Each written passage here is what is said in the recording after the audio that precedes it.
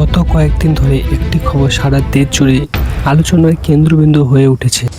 কোটি কোটি মানুষের বিশ্বাসের প্রতীক অযোধ্যার রাম মন্দিরকে ঘিরে এমন কিছু তথ্য সামনে এসেছে যা অনেকের মনে একের পর এক প্রশ্ন তুলেছে।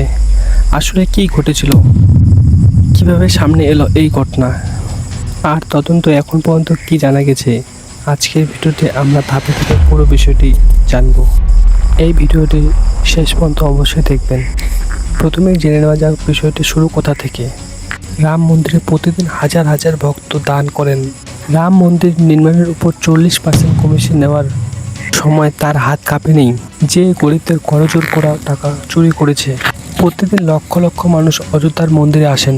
তাদের মধ্যে কয়েকজন বয়স্ক এবং কৃষকও আছেন, যিনি ফসল কাটার পর যার একটি অংশ দেবতাকে নিবেদন করেন। তিনি তার রামকে নিবেদন করতে আসেন।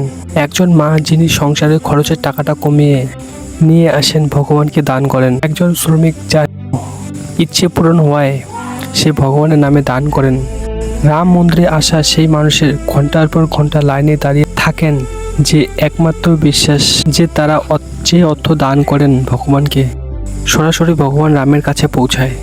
কিন্তু এই লক্ষ লক্ষ মানুষের সাথে বিশ্বাসঘাতকতা করা হচ্ছে। প্রতিদিনে কেউ 10 টাকা, কেউ 100 টাকা, আবার কেউ লক্ষ লক্ষ টাকা প্রদান করেন শুধুমাত্র বিশ্বাস থেকে। সেই পবিত্র স্থানকে ঘিরে যদি একদিন তথ্যের হিসাব নিয়ে প্রশ্ন উঠতে শুরু করে, তাহলে স্বাভাবিকভাবেই সবার মনে কৌতূহল তৈরি হবে। গত কয়েকদিন ধরে অযোধ্যা রাম মন্দির ট্যাক্সের তথ্যের হিসাব নিয়ে বিভিন্ন সংবাদ মাধ্যমে নানা তথ্য প্রকাশিত হয়েছে। এই তথ্য প্রকাশের পর অনেকের মনে প্রশ্ন, মন্দিরের মোট কত টাকা এসেছে, কত টাকা খরচ হয়েছে, আর কত টাকা এখন ট্যাক্সের কাছে রয়েছে।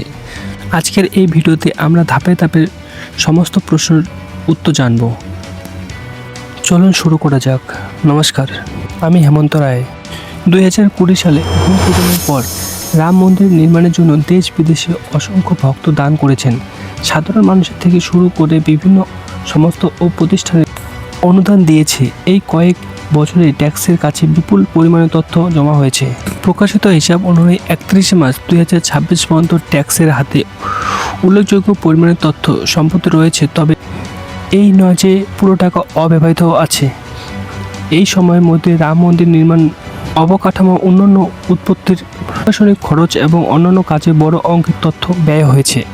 এখন প্রশ্ন হলো, মোট কত টাকা এসেছিল, কত টাকা খরচ হয়েছে, আর কত টাকা এখন অবশিষ্ট রয়েছে। রিপোর্ট অনুযায়ী 31 মার্চ 2026 পর্যন্ত রাম মন্দিরের ট্যাক্সের হাতে প্রায় 1876 কোটি টাকা মতবিল ছিল। কিন্তু এই অংশ দেখে অনেকেই ভুল বুঝেছিল। অনেকের মনে হয়েছিল এটাই বুঝি মন্দিরের দান হিসেবে পাওয়া মোট অর্থ। আসলে বিষয়টি তা নয়।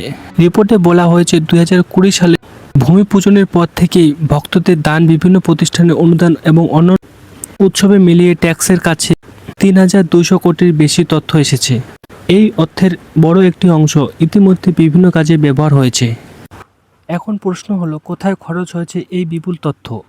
পুরো মন্দিরের কমপ্লেক্সের উন্নয়ন, দর্শনার্থীদের জন্য সুযোগ সুবিধা, নিরাপত্তার ব্যবস্থা, বিদ্যুৎ, পানীয় জল, রাস্তা, প্রশাসনিক ভবন এবং অন্যান্য অবকাঠামো তৈরি বড় অঙ্কের ব্যয় হয়েছে।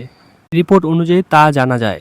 রাম মন্দিরে 32 কেজি সোনা এবং 15 কুইন্টাল রূপা দান করেছেন।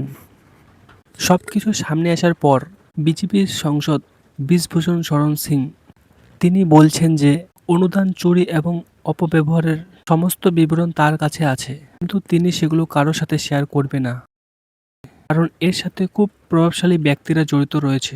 সেখান থেকে এই খবরটি দেশ জুড়ে দাবানলের মতো ছড়িয়ে পড়ে। চারিদিক থেকে চাপ বাড়তে শুরু করে। 2026 সালে 13 জুন উত্তরপ্রদেশের সিএম যোগী আদিত্যনাথ খবর পেয়ে পুরো তদন্ত শুরু করে। রিপোর্ট সামনে আসে যে পুলিশ কয়েকজনকে গ্রেপ্তার করে, তারপরে পুছতাছ শুরু হয়।